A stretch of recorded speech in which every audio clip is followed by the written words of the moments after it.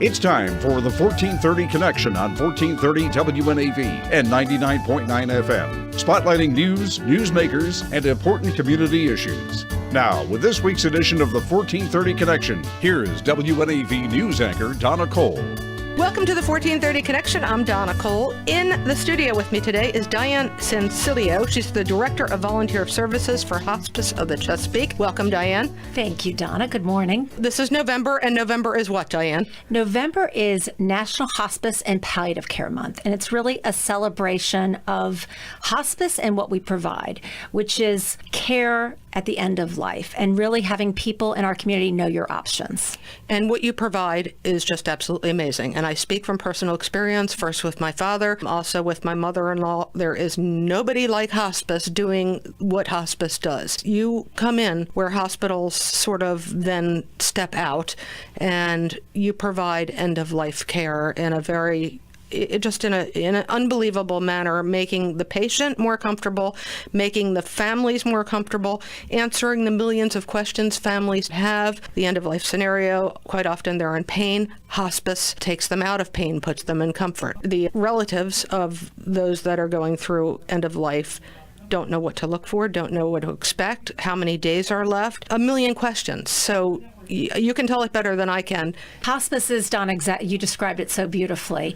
It's really a philosophy. It's about helping people create the final chapter and having the best ending ever. And it's really about quality of care. And so, I mean, you said it, it's about the patient. The patient and the family are the forefront. And they had this huge team of supportive professionals, the doctors, the nurses, the home health care aides, the chaplains, the social workers, the volunteers. But at the very center is the patient and the family. And we are there to honor their wishes. We're there to provide comfort and support, to not have suffering. And whether that's physical suffering or spiritual suffering or psychological pain, we've got this trained group of people that really are there for the patient and family. And it's beautiful care. And so many people probably have this image of an elderly person at end of life, and there are quite a few of those. But you cover the age spectrum, and in recent history we saw photos and the story in the Capitol of a teenager. It's just so hard to think about, but it is the entire age spectrum you cover. You're right. We actually have, when a woman who's pregnant may have a child that may not live, we are there perinatally providing that support, that counseling, that just unconditional care through, you're right, through 100, 110, whatever age. Hospice is there for everyone. And again, as I said before, it's a philosophy. It's not a place. It's not, it's a philosophy. It's a way of caring. Another thing that you do is you provide support for kids with family members that are going through end-of-life scenarios. And not enough can be said about this. I think you do camps, do you not, during the summer? We do. We have a beautiful camp. It's one weekend every year. And I had the honor of being a mentor, a big buddy for 8 years. And that's actually how I got to know hospice. Every single child that's there has had a loved one, and it could be a sibling, it could be a parent, it could be a grandparent, it could be a best friend. We're there, and what's so beautiful about the camp is that it's coupled with fun things. So you're talking about really sad things, but you're also having fun. You're canoeing, you're catching crabs, you're doing artwork, you're making s'mores. And so what's really beautiful about the camp is that the kids know that they're not alone. And just a quick story. When I was a big buddy, I had a little boy whose mother had died by suicide. And he was absolutely, as you can only imagine, devastated. And what we were informed was that he had completely shut down. He wouldn't go to school. He wouldn't talk to anybody. He was so sad, but he did come to camp. And I remember when I first met him, he wouldn't make eye contact. He wouldn't talk. At the end of the camp, the last day on Sunday, here he is. I'm behind him, and he's got his arms around two boys in the middle, and they're laughing. And I thought, you know what, that says it all. Do you need donations to keep this sort of thing going? We do. So we rely on the generosity of the community to keep these special programs going because they're not funded by anyone. And so we want to make sure that this is offered to our community because it's invaluable. And where do people find out more information about So donating? they can come to hospicechesapeake.org. They can also call us at 410-987-2003. Perfect. On that note, we're going to take a short break. When we come back, more about Hospice of the Chesapeake and all that they do. I'm Donna Cole. This is the 1430 Connection. We will be right back.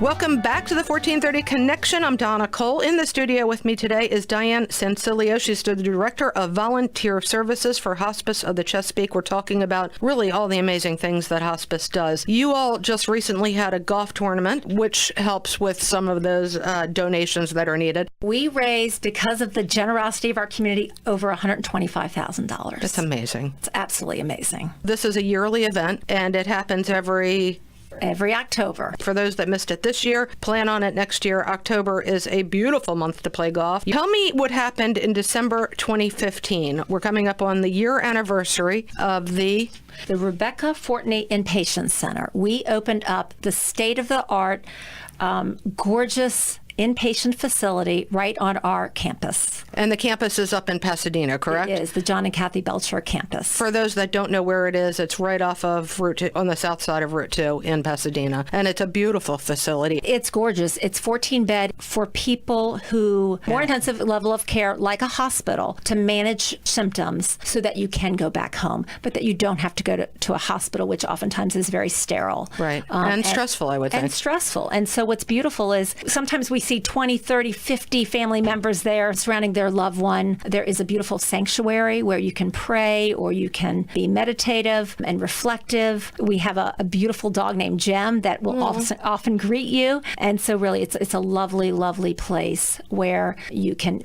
get the help you need so that you can go home. Hospice also takes care of people that choose to be at their homes or that don't need the level of service that this inpatient facility, yes? Yes. So Donna, that's the biggest service is to people in their homes. And most people, 80% of people want to die at their homes. And the statistic is that only 25% do die in their homes.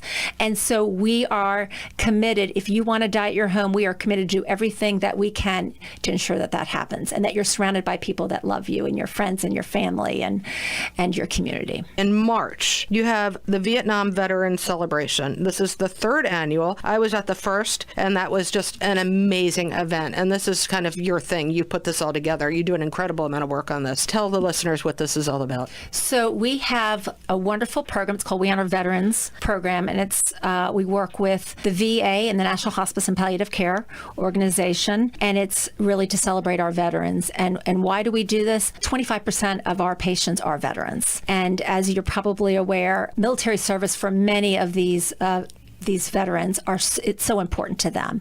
And so we want to ensure that we have specialized care for them. And we do this. We partner with the Naval Academy as well as Fort Meade, and we're developing a partnership with Andrews. And we go out and we salute these veterans and we thank them for their service, and we have a huge celebration. Sometimes, I mean, the celebrations vary. It could be just that patient and their loved one, but it also could be generations. It could be their children, their grandchildren, even their great-grandchildren. And so really it is a celebration of service. Let's come back to that. That's a very special reason why this came about, the Vietnam veterans. We're going to take another short break. When we come back, we're going to hear more about this Welcome Home Vietnam Veteran Celebration. I'm Donna Cole. This is the 1430 Connection. We will be right back.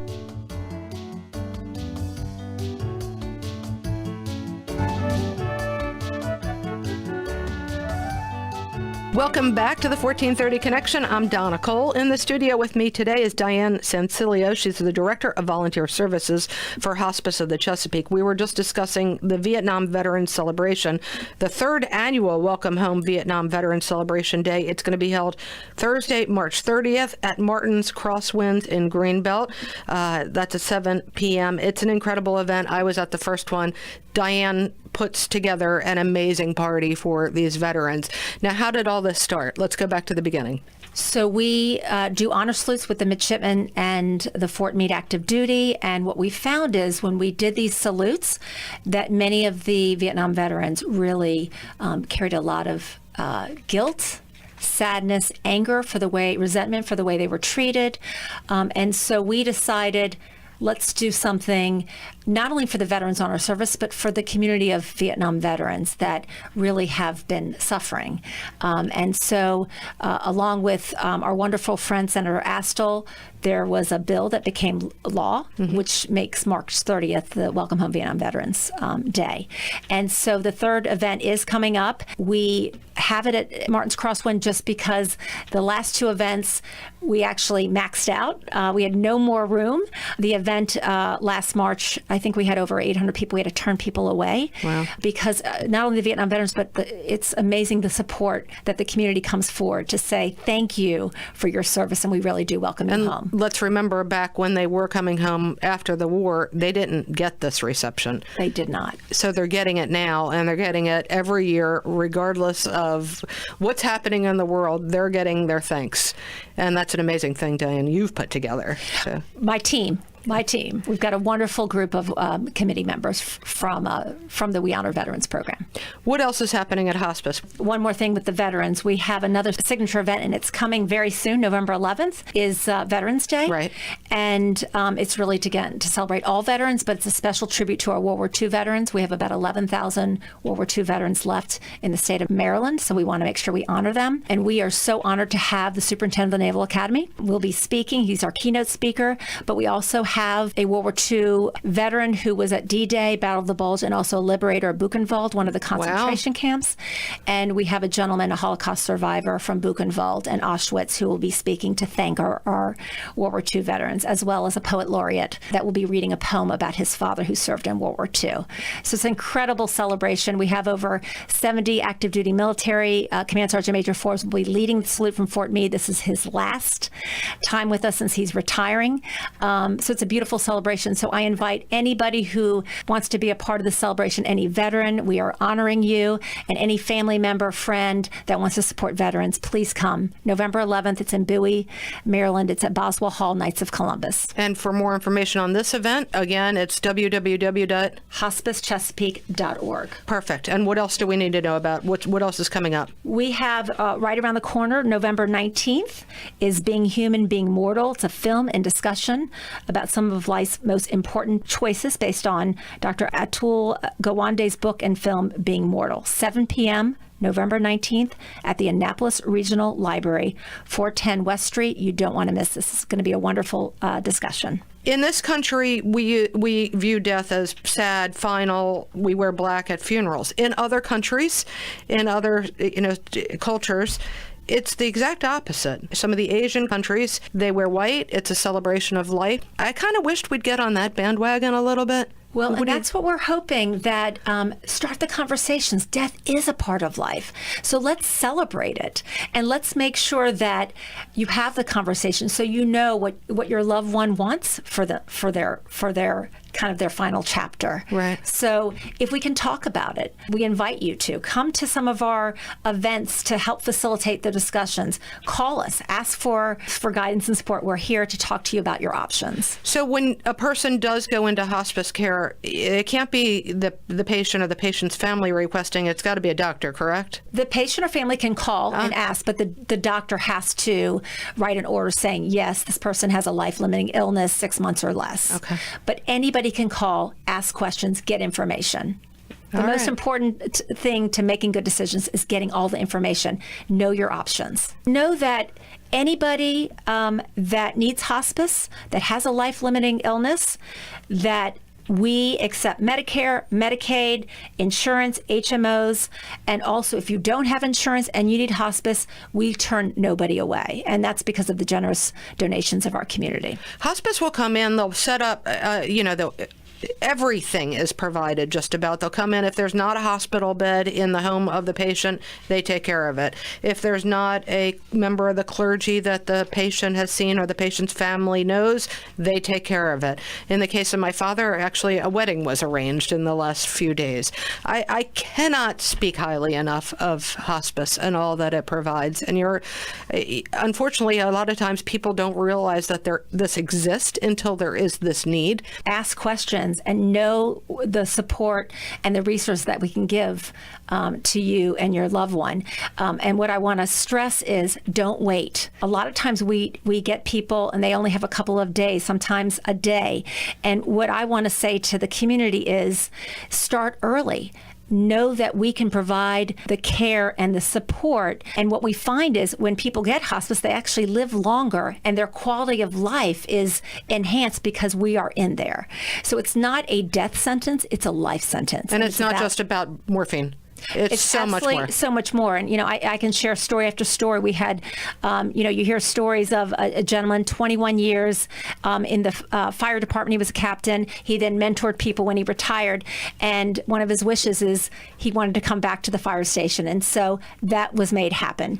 And he was given a big hero's welcome. You talked about the wedding. Yes, we actually had weddings. We had somebody move up the wedding of a daughter because her mom was very sick. And we helped facilitate. She saw her daughter get married. So again and again, you hear stories, the story of Journey, our 13-year-old little girl who was really sick of being prodded and was really in a lot of pain. And she came to our inpatient center and we helped give her peace. And she even had a sleepover and she hung out with Jem, the dog. And again, really helping people have that quality of life, say what they need to say to their loved ones, really write that last chapter to make it the happiest ending ever. Okay, again, for donations, it's www.hospicechesapeake.org. And does Jem live at the facility full time? She doesn't. It's one of our volunteers. So I'm the director of volunteer services. And so part of our healing arts program is we have lots of volunteers. We have a pet team therapy. That's Jem and her mom, Terry. We also have aromatherapy. So we bring in beautiful scents that help lavender, that eases comfort, peppermint, lots of different aromatherapies to really help with the pain and ease and comfort. We also have Reiki, which is energy work. We have massage. We have a lot of trained volunteers in Comfort Touch. The power and the healing of comfort. And we also have music therapy. So we have people playing, the keyboard, the harp. We have a harpist that's just amazing. Beautiful. Yeah. So again, we are there to provide whatever you need.